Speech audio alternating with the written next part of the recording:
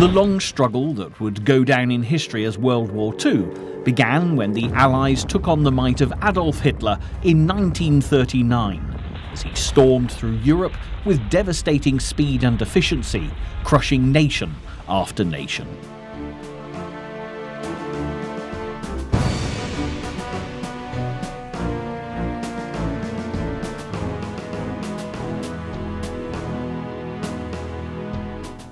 As thousands of British and French troops awaited rescue on the beaches of Dunkirk, the humiliating defeats of 1940 made it clear that Hitler and the Germans were a force to be reckoned with.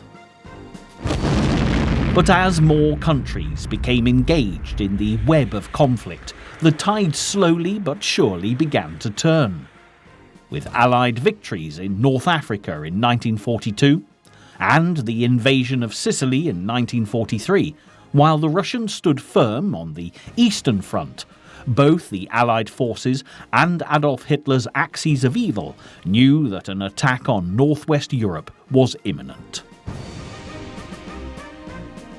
4 years after Dunkirk, the steel masts of the Allied ships would cross the English Channel once more, but this time to liberate France from oppression and free Europe from Nazi occupation.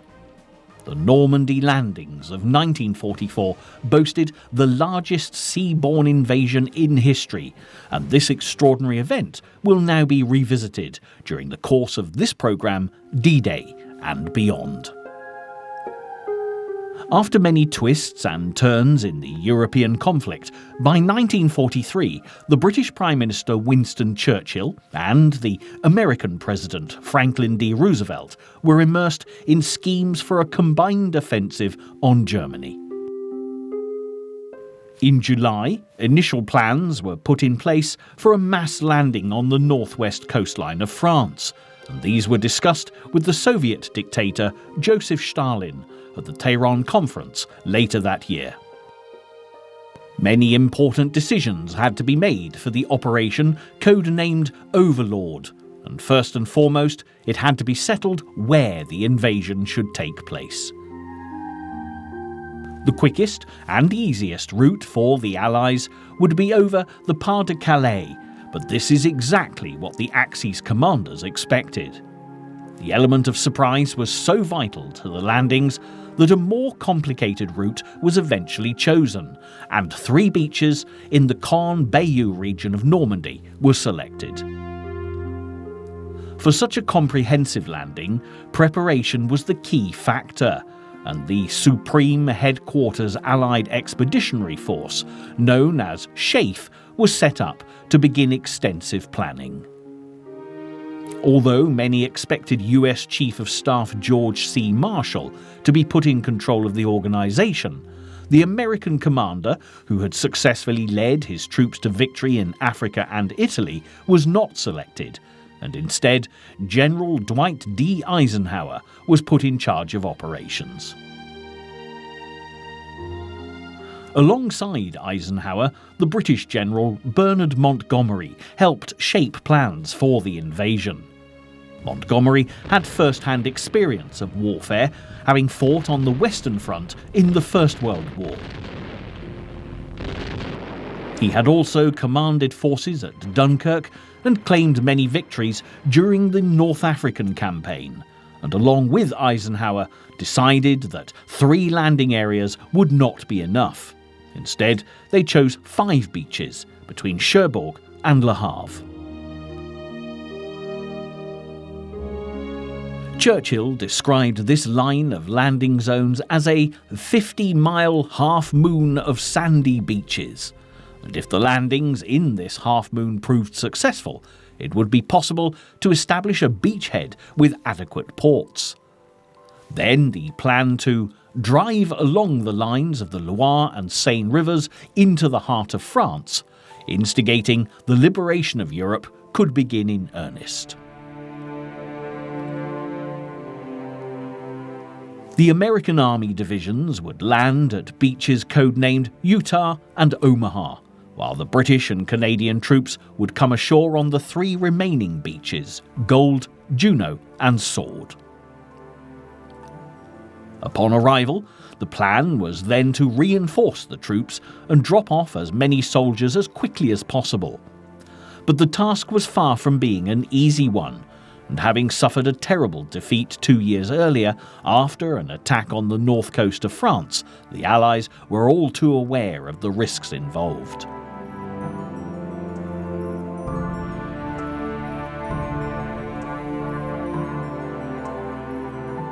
The Dieppe raid of 1942 led to the loss of thousands of Canadian and British lives, and Lord Mountbatten, who'd overseen the attack, later claimed that, for every man who died in Dieppe, at least 10 more must have been spared in Normandy. Having learnt hard lessons from 1942, the main problem the Allies had to overcome while planning the Normandy landings was the fact that there were no harbours along the selected beaches, so a landing and unloading area had to be created. In his famous memo to Mountbatten, Churchill had demanded piers that would float up and down with the tide. Today, along the beaches of northern France, the remains of the Allies' solution to this challenging problem can still be seen, namely a mulberry harbour. When John Hughes Hallett became the Naval Chief of Staff for Operation Overlord, it's believed the idea of creating these incredible portable constructions began to take shape. Having been part of the raid at Dieppe, he announced that if a port could not be captured, one should be taken across the channel.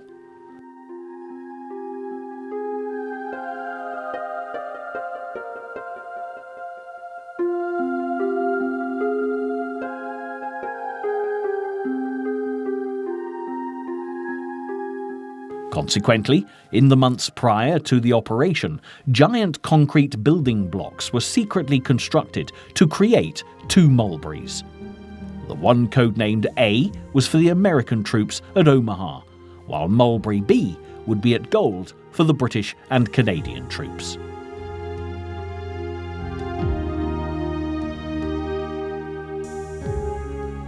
The mission under preparation was on a mammoth scale, and the Allies even began creating a sister operation to be launched the same day as Overlord. Eisenhower was keen on causing a diversion from the action in Normandy and made plans for a small army from the Mediterranean to land on the south coast of France in Operation Anvil. The Americans believed that this would distract German forces and relieve pressure on the troops landing in the north. The British, on the other hand, were reluctant to spare men desperately needed for the Italian campaign in the south, which continued to push for Rome.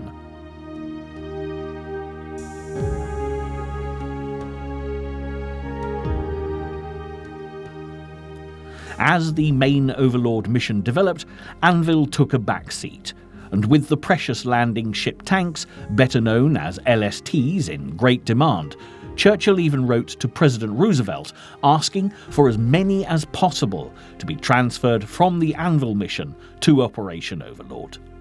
The Americans didn't appreciate Churchill's attitude towards Anvil, but suddenly an unforeseen event brought the dispute to a hasty conclusion. Just 6 weeks before D-Day, which had been scheduled for June the 5th, 1944, a rehearsal for the landings, codenamed Exercise Tiger, was taking place in Devon. Everything appeared to be going to plan, with 30,000 troops practicing the assault at Slapton Sands, when on the 6th day of rehearsal, disaster struck. German U-boats on patrol from Cherbourg came across the Allied convoy and torpedoed 5 of the landing ships. The vessels were fundamental to both the Anvil and Overlord operations, and the loss of such vital equipment forced the Americans to reluctantly postpone Anvil and concentrate all resources on the Normandy landings. The Slapton Sands disaster not only resulted in the loss of ships, but also tragically 700 American servicemen died. This was a great blow to the Allies, but rehearsals were vital in the months leading up to the main mission, and continued to take place regularly.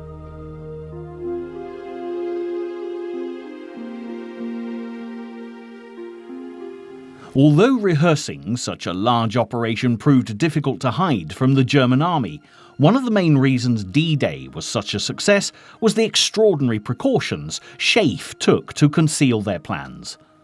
The main objective was to convince German intelligence and Adolf Hitler that an attack would come from Kent bound for Calais, so for every reconnaissance flight over Normandy, 2 scouting planes were flown over the Pas de Calais. In fact, Calais itself was bombed by 1,000 American planes, and German intelligence became even more convinced that this was where the Allied invasion was going to be targeted.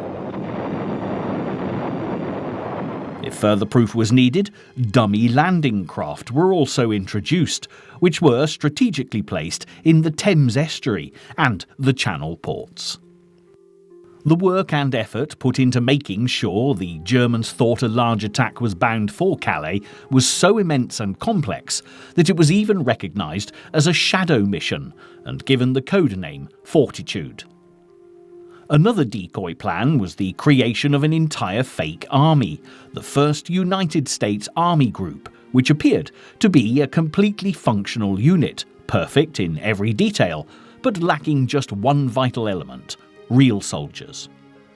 Phony inflatable tanks and trucks made of rubber gave the impression of movement and training, and it's hardly surprising the Germans fell for the subterfuge, not least because the highest-ranking American commander, George S. Patton, was put at the helm of the first United States Army Group, giving even more credibility to the deception. Even so, despite all this planning, a distinct lack of German aerial reconnaissance meant that some of this activity went unnoticed. One of the most elaborate red herrings was the clever plan to increase wireless traffic in order to help generate propaganda for the non-existent units. This, teamed with the use of double agents, made Operation Fortitude an ingenious and effective mission, and Hitler became so certain that the attack was going to take place over the Pas de Calais that he began strengthening his 15th Army, which was stationed there, into a defensive position. Meanwhile, the French resistance, which had been a growing force since 1940, needed to be informed that an attack was imminent, and the British communicated their plans in 2 cryptic coded messages: "The long sobs of violins of autumn," and "Wound my heart with a monotonous languor," by wireless, courtesy of the BBC. Hello, forces. Once again, this is Joan Griffith saying thank you. German intelligence soon discovered the significance of the code words after interrogating members of the resistance, but they dismissed them as just another of the many decoys. The German commander Erwin Rommel, charged personally by Hitler with securing the Nazi position in France, also doubted the Allies would risk announcing such important operations over the radio. As plans came together and more people were informed of the scheme, the Allies' fears that information would leak into the wrong hands began to grow. As well as preparing one of the biggest amphibious invasions in history and trying to divert attention away from all military activities, SHAEF also had the difficult task of concealing every single element of the planning process. A strict top-secret scheme was put in place called the Bigot system, which kept check on exactly who had access to the completed Overlord plans, using specially appointed Bigot officers. Obviously, as time went on and D-Day approached, the different divisions were briefed on the types of terrain they would have to fight on, and the type of resistance they would face.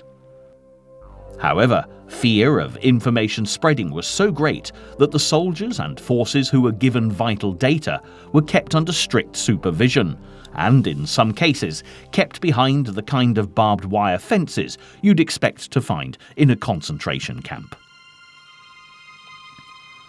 One of the most alarming events for SHAEF was the disastrous rehearsal at Slapton Sands, as 10 bigot officers were travelling on the boats that were attacked, and if they'd been captured, it would have in effect meant the end of Overlord before it had even begun.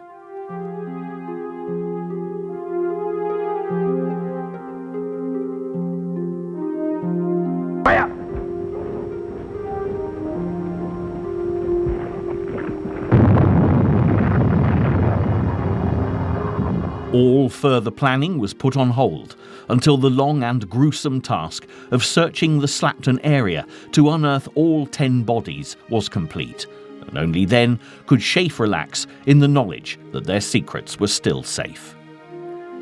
Protecting all intelligence related to Overlord was crucial, and officers could be reprimanded or even sent home for telling close friends or family confidential information.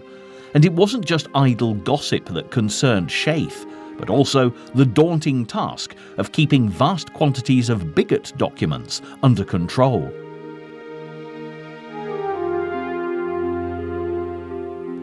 A window left casually open caused great panic when a gust of wind blew 12 copies of bigoted documents into a busy London street one day.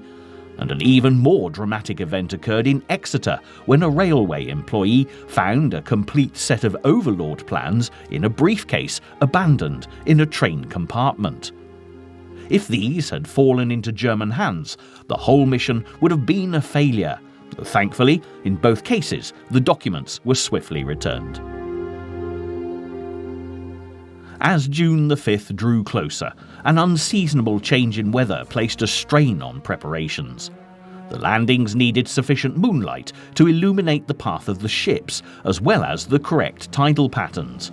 And when a great storm was forecast for the day when these conditions combined perfectly, Eisenhower had one of the biggest decisions of his military career to tackle. The American commander knew that if he postponed for longer than a day, the operation would have to wait a whole fortnight for the tide to be just right.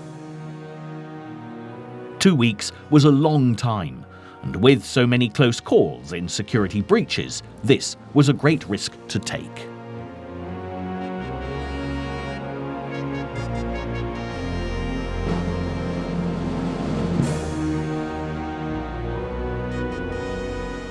If the mission was postponed, Eisenhower could not be sure the operation could be concealed. There were also the issue of the thousands of troops already with their LSTs ready for battle, and by the beginning of June there were 3 million servicemen aboard the ships to consider, and finding a safe and secret place for them to disembark without detection would be virtually impossible.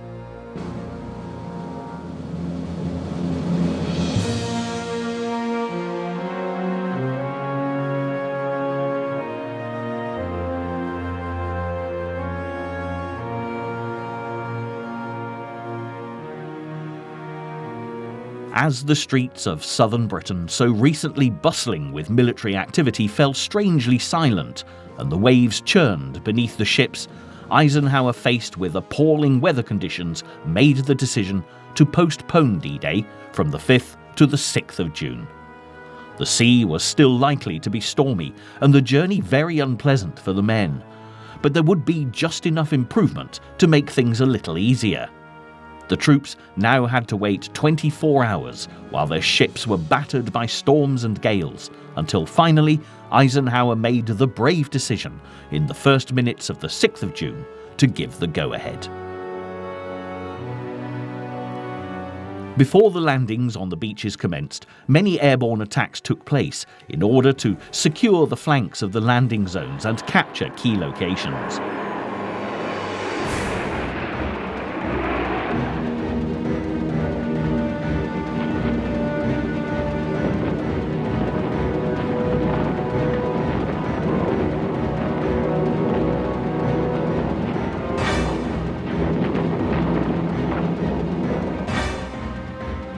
Many of these targets were bridges along the River Orne, and this group of assaults was codenamed Operation Tonga.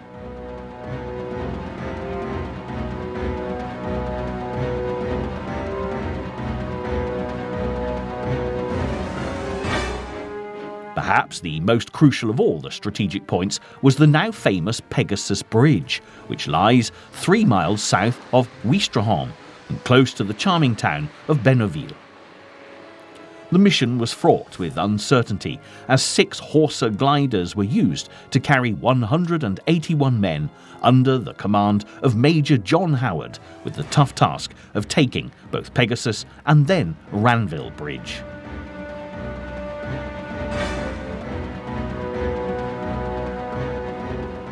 It was vital to secure both bridges intact, as they'd be crucial for allowing the landing troops to advance east along the coast, and capturing Pegasus Bridge would also delay any German counterattack on Sword Beach and prevent enemy reinforcements from getting through.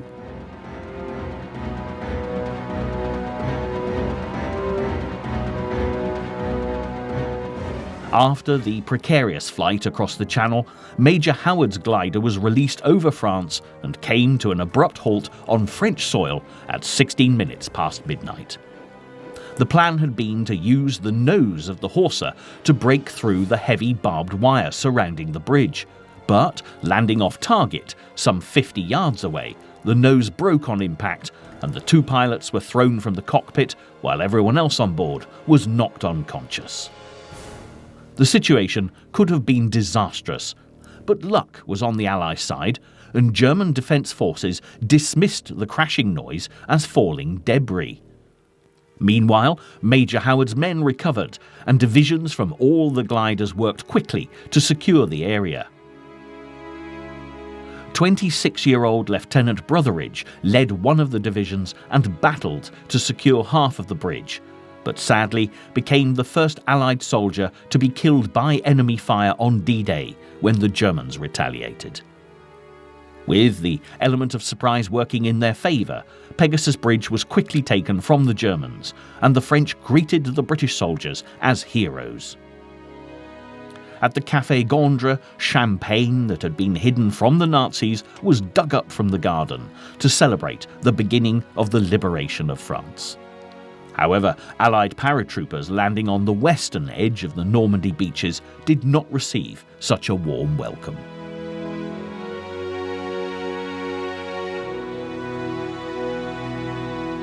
The horrendous storms and terrible visibility caused the paratroopers to land up to 25 miles off course, and as Erwin Rommel had flooded many of the suitable areas, a significant number of troops drowned under the weight of their kit. Those fortunate enough to avoid landing in the man-made boggy marshes had to face Rommel asparagus, in effect long poles driven into the ground, booby-trapped with mines, which could do tremendous damage. Many Allied lives were lost in these initial assaults, but this support mission was of vital importance if the D-Day invasion was to stand any chance of succeeding. Similarly, the aerial and naval bombardment of the beachheads, which took place just before the troops disembarked, was essential in preparing the ground for attack.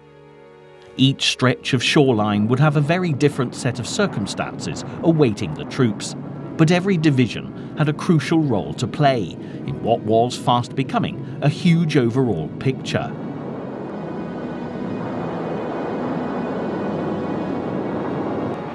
The invasion began with the most westerly beach of Utah, closest to the port of Cherbourg. Running for about 3 miles, Utah was located between Pouperville and Le Madeleine. Over 30,000 American troops and 3,500 vehicles were in position by 2 a.m, ready to attack at first light. After an initial bombardment, a raid party swam out to a suspected German observation post, and the swimmers, armed only with knives, found the post to be completely deserted, and the same was true all along Utah Beach, as the Allies discovered that the luck was on their side. Brigadier General Theodore Roosevelt, the former American president's eldest son, was the oldest man to land that morning at 57 years old. He was the only general who'd requested to join his squadron, and although his commander was reluctant to let him go, his wishes were approved.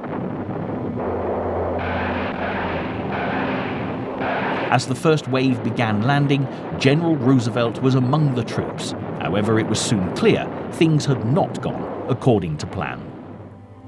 The weather conditions were so terrible and visibility so poor that nearly all the ships had veered off course. Roosevelt's division landed at least a mile off target, which could have had disastrous consequences. Fortunately, there were few German soldiers stationed along the shore, which was a very different reception than the heavy defence that had actually awaited them at their intended landing point. Slightly confused and having to orientate himself, Roosevelt famously said, "We'll start the war from here," and after surveying the area, managed to locate the causeways that would lead the troops inland. Luck certainly played a part in the Utah landings, but the sheer element of surprise was the real reason why this long stretch of beach was unguarded, proving that SHAEF had undoubtedly fulfilled their top-secret mission to keep Operation Overlord concealed.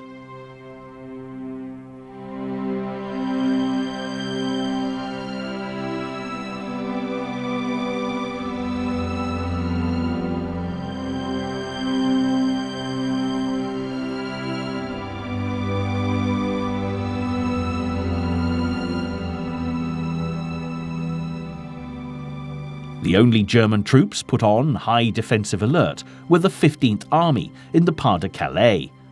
Rommel saw no reason to have the 7th Army, who were defending the northwest coast as well as Brittany, put on alert. And ironically, nearly all the senior commanders of this division had been sent away for an exercise based upon a theoretical Allied invasion of Normandy. Rommel, who would be called to account in the event of an invasion, was so convinced that no one in their right mind would invade in such terrible weather conditions, chose to leave the field of battle, returning home to his wife in Germany to celebrate her birthday. The Allied forces had never carried out a landing without forecasts of extended periods of clear weather, and as SHAEF had carefully concealed all traces of the massive operation underway, Rommel truly believed that there was not the remotest chance of an attack.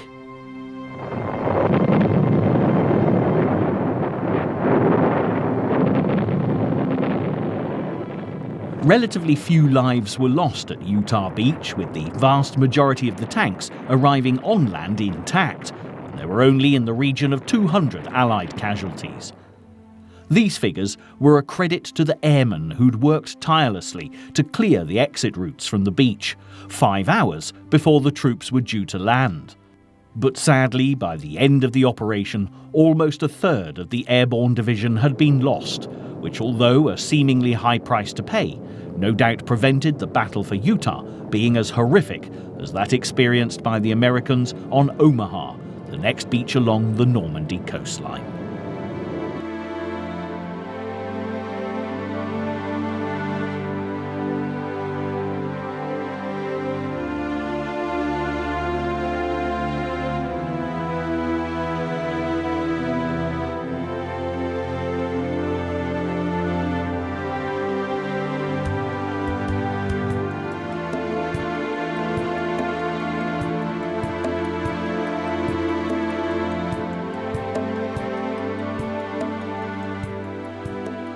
The objectives of the American troops at Omaha Beach were, firstly, to secure a length and depth of 5 miles, and then advance and join the British troops landing at Gold Beach. Problems with navigation, not least due to the stormy weather, were very difficult to overcome, and although this had worked in favour of the Americans at Utah, at Omaha they found themselves coming ashore right in the line of fire of the highly trained German 352nd Division, who were defending this part of the Normandy coast.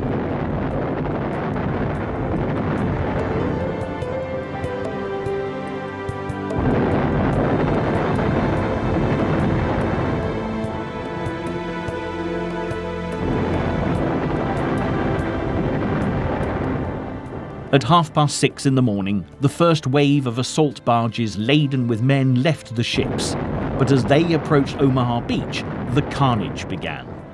Artillery fire sliced through the air, and many men were killed or injured before they could even reach the shore. Amidst the chaos, 29 of the backup tanks were released too early from their landing ship, and all but 2 sank into the stormy seas along with their crews, leaving the soldiers on Omaha to face the enemy without adequate support. With the confusion over navigation, infantry divisions were separated, and as commanders fell alongside their men, the remaining troops were left to use their own initiative in order to regroup and create footholds.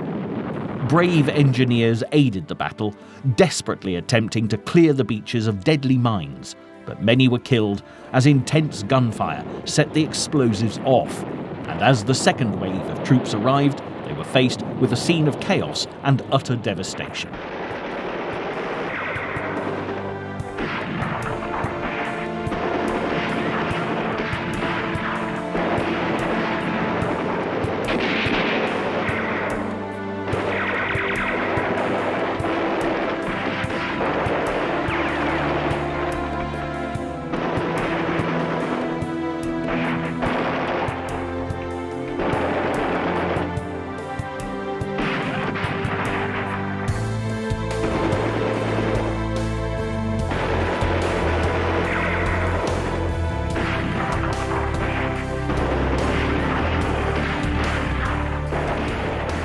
Despite the horror they faced, the brave Allies forged ahead with their mission, and a short distance away, American Rangers encountered an equally difficult set of circumstances.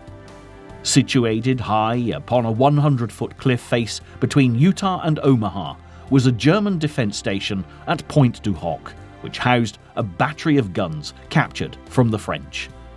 Because of the strategically difficult position, neither aerial nor naval bombardment had been able to destroy the enemy stronghold. So a small battalion of just over 200 men of the US 2nd Rangers were sent to destroy the battery and seize Point du Hoc. Under the command of Colonel James E. Rudder, they scaled the cliffs using ropes and ladders, but while attempting the treacherous climb, many were killed by enemy fire as they advanced up the rock face. However, a number of them managed to courageously continue until they reached their target and successfully take the point.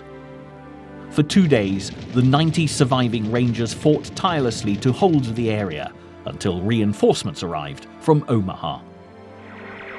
While the battle continued on Omaha, further east, British and Canadian troops had made their landings on Gold and Juno beaches. Here, the objectives were to liberate the town of Bayeux, secure the Caen-Bayeux road, and occupy the port of Arromanches before joining up with troops from the other landing beaches. Although the British troops experienced some heavy resistance at first, they soon managed to break through the German line of defence and head towards the Canadians on Juno Beach before marching further inland. Juno was very heavily defended, and the Canadians had to face the full might of General Wilhelm Richter, who proved a tough adversary for the invading Allies. Within an hour, the Canadians suffered huge casualties, but they fought bravely on, and by noon, the entire division of 14,000 men had landed. The last beach in the D-Day lineup was Sword, which was the furthest east and close to the strategically vital city of Caen, which was key in the battle for Normandy and the gateway to the Seine and Paris. Securing the city was one of the most important objectives in the entire operation and was described by Britain's Field Marshal Bernard Montgomery as the crucible of the battle. Although the sea was heavily mined, the resistance the British encountered at the Sword beachhead was weak, and the biggest problem they faced was the sheer number of men landing in such a small area. While thousands of troops, vehicles and ordnance were brought ashore, the routes off the beach became extremely congested as the British soldiers began marching inland.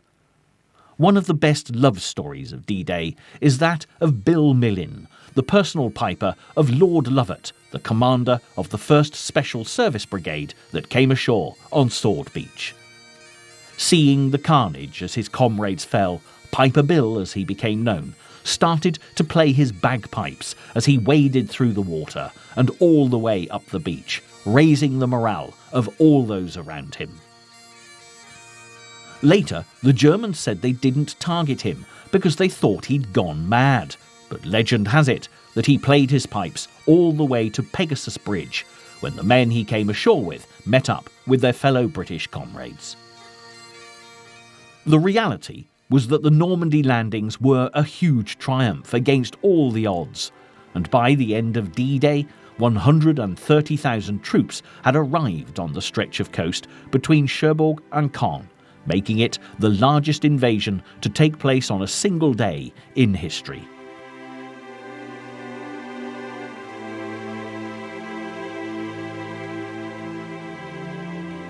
Relief for the Allied commanders at the success of the Normandy landings was immense, and as the groundbreaking news was announced across the world, at least people everywhere dared to believe that the war could end with an Allied victory, bringing a conclusion to Adolf Hitler's reign of terror.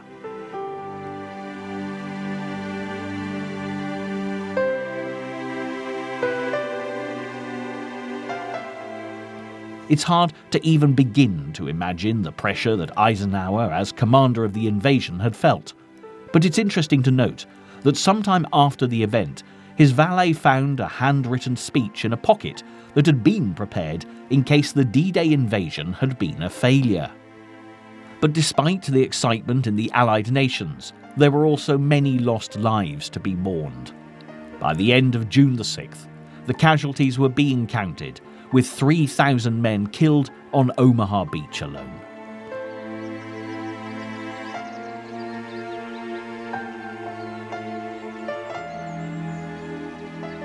Today, you'll find the graves of the brave American and British servicemen killed on D-Day, and in the weeks that followed, laid to rest in cemeteries just set back a short distance from the coast, as well as the German casualties, some of whom were little more than schoolboys, conscripted in desperation to fight for the Nazi cause. The news of the invasion had a profound effect, not only on the Allies, but also in the German homeland. Those who opposed Hitler began to accelerate their secret plans to assassinate the leader that they believed to have done Germany such a terrible wrong. The Führer himself and other prominent members of the Nazi Party were aware that something had to be done, and quickly, to boost morale, which is why the terrifying reprisal weapon, the V1, was unveiled. On June the 13th, Hitler unleashed the unpiloted bombs, each carrying nearly a ton of explosives, over the south of England, causing terror and panic amongst British civilians. 3 days later, Germany's day of vengeance began in earnest as hundreds of V1 bombs were launched, destined for London.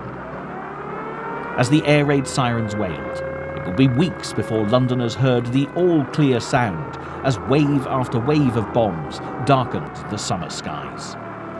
The pulsating engine of the bombs made a distinctive buzzing sound, giving the V1 its nicknames, including the Doodlebug and the Buzz Bomb. And as people took shelter where they could, they soon feared, above all else, the sudden silence as the bomb began hurtling towards the ground.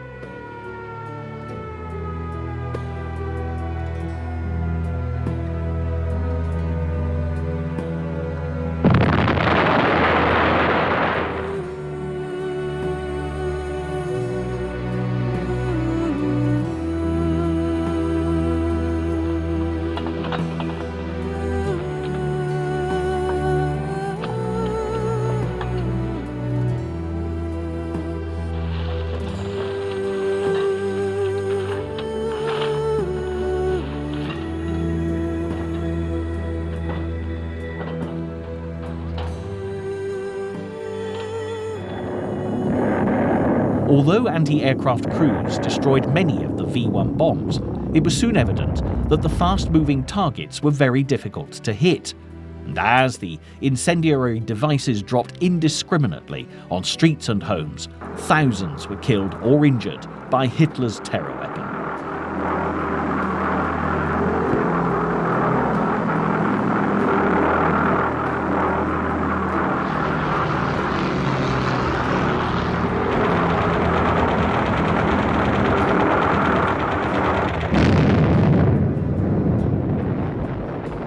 Enraged with news of the attacks and fearing for their families back home, the men in Normandy prepared to push deeper into France, more determined than ever to defeat Hitler. Further reinforcements arrived, and as the famous Mulberry harbours were put in place, the Allies really consolidated their position. Speed was now of vital importance, not least because German intelligence still believed there'd be a further attack bound for Calais, and still had the majority of their troops stationed there. But this would not be the case for much longer. The path was clear for the Allies to strike at the heart of occupied France, and the days that followed the 6th of June became equally as critical if Hitler and his axes of evil were ever going to be defeated.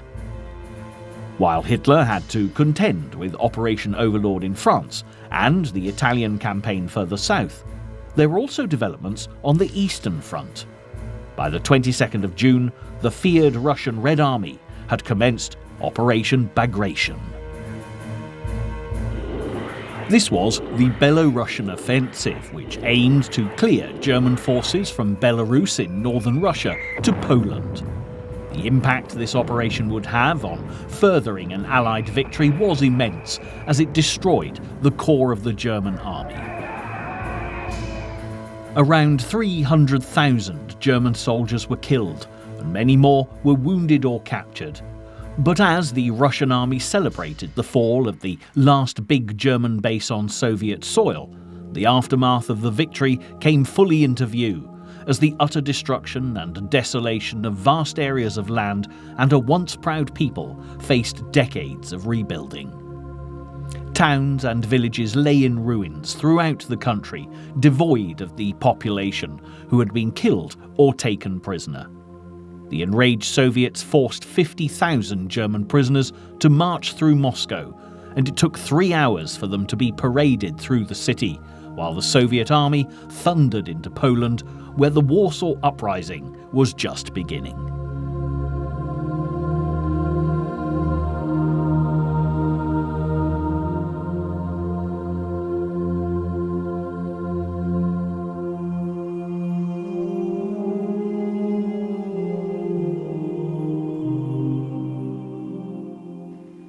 With Russian forces coming from the east, American, British and Canadian forces penetrating France, and the Italian campaign still gaining momentum in southern Europe, Hitler's Third Reich was on the verge of collapse. The stream of Allied reinforcements arriving in France had by now reached 500,000. But to the great relief of the Nazi commanders, another storm was set to slow down the Allies' progress. The worst gales of the century began battering the coastline on June the 19th, and before long Mulberry A, the harbour for American troops, was totally destroyed and left beyond repair.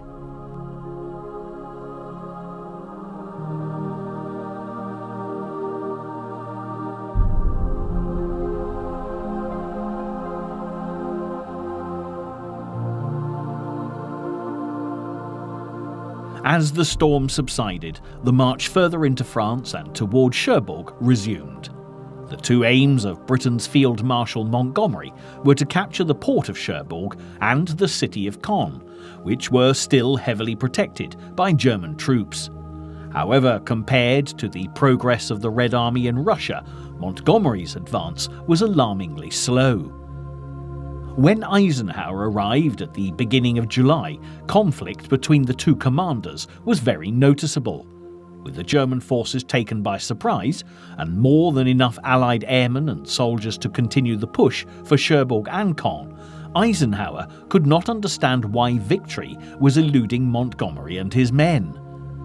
In response to growing pressure, on July the 13th, Montgomery began planning a new operation codenamed Goodwood, which stepped up preparations for capturing Caen.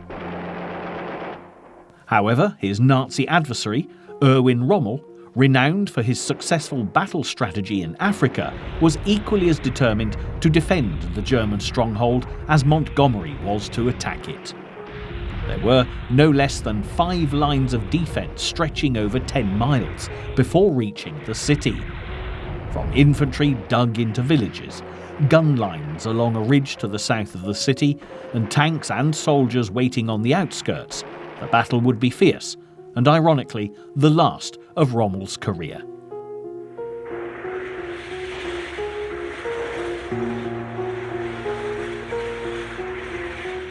Just a day before Montgomery launched the attack, British aircraft fired on Rommel's car, seriously injuring Hitler's Desert Fox, who was rushed to hospital.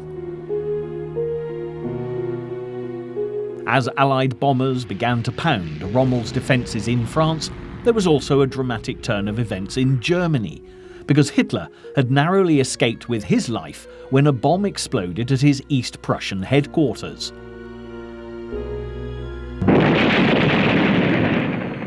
All those implicated were executed immediately, and many others were arrested and imprisoned. Hitler's long-serving commander, Erwin Rommel, was among those implicated in the assassination attempt, and although it's quite possible he knew nothing of the attack, he took his own life just months after D-Day rather than face investigation. Nevertheless, Hitler and the Nazis quickly recovered from the shock of the failed assassination attempt, focusing their attention on keeping Paris secure, although the Germans defending Caen had suffered great losses, while the surrounding villages were left in ruins. Many Germans were taken prisoner, and the ships that had brought the British and American troops to France were now filled with POWs before they made their journey back across the Channel.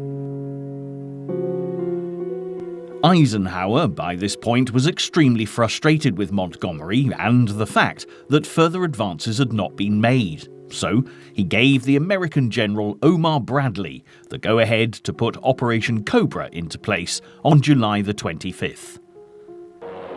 As planes unleashed torrents of bombs and the US troops battled into a position of strength, within a week, General George S. Patton and his troops had also added their weight to the campaign. As Cobra pushed from the north, the highly disputed Operation Anvil was rekindled and renamed Dragoon, because it was said Churchill, who had never thought the idea to be of use, believed the Allies had been dragooned into accepting it. The British had always argued that troops and equipment would be put to more use in the Italian campaign, but as the Allies had now captured Rome, there was no reason to withhold troops any longer.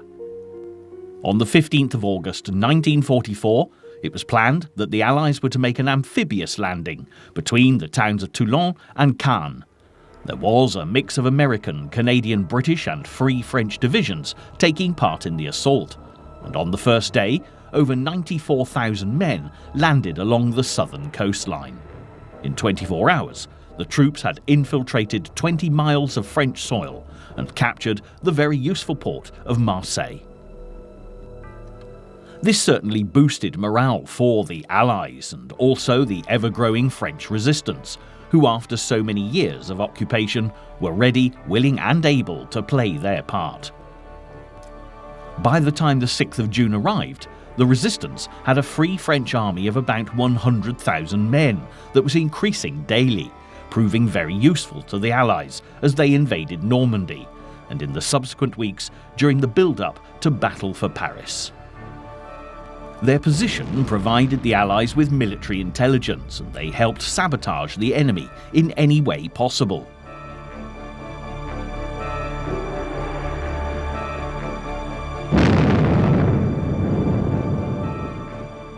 When Overlord began, the resistance was thriving as the liberation of Paris became a viable option, and by mid-August, an uprising had begun that would herald a great day for the French. Charles de Gaulle, leading the Free French 2nd Armoured Division, worked hard to convince Eisenhower to support the movement, and the battle for Paris gathered pace, and by August the 20th, barricades and trenches started appearing all over the city. Men, women and children were helping to carry materials on wooden carts for the resistance, and a patriotic spirit was spreading fast as the dream of liberty became a reality. The liberation of Paris was far from being a foregone conclusion, however, because although the Germans in occupation were now severely depleted in numbers, the French lacked weapons and heavy ordnance. A temporary ceasefire allowed a little time for the forces to address these problems, and when battle was reinstated, the resistance fought harder than ever, forcing even more of the Germans into retreat. Hitler, who was shocked and angered by the prospect of losing Paris, demanded that maximum damage be inflicted upon the city, and Dietrich von Choltitz, who was in charge of the German army in Paris, gave the order for the bombing of the Grand Palais. But such action was futile. The German army was getting weaker and weaker, so General Pierre Billotte, commander of the 1st French Armoured Brigade, sent a message to von Choltitz with a heartfelt request. In order to prevent any useless bloodshed, it belongs to you to put an end to all resistance immediately. Von Choltitz believed this to be the best plan of action, but when Hitler insisted, Paris must not fall into the enemy's hands except lying in complete debris, Choltitz had a terrible moral dilemma to face. Fortunately for Paris, he bravely decided to disobey these threatening orders and allowed the City of Light to continue to shine. Paris was liberated on the 25th of August 1944, and this day has gone down in history as being a vital stepping stone on the road towards the ultimate Allied victory. Patriotism had played a huge role in the battle for France, and de Gaulle, who would go on to become president of the Provisional Government of the French Republic, without doubt knew how to motivate his people. We, who have lived the greatest hours of our history, we have nothing else to wish than to show ourselves up to the end worthy of France. Long live France. From D-Day to the liberation of Paris, and throughout the many battles that had been so bitterly fought in between, these crucial months of 1944 had truly changed the course of the war. An Allied victory would not have been possible if it hadn't been for the bravery of those who fought and died on the beaches of Utah, Omaha, Gold, Juno, and Sword. D-Day, as the name perfectly expresses, had been a make-or-break moment, and the outcome would have been so very different had the Germans been able to stand firm in the face of such a dramatic invasion. From here on, with the path to Berlin laid wide open, the Allies could really see the light at the end of the tunnel, and they knew that victory was now within their grasp.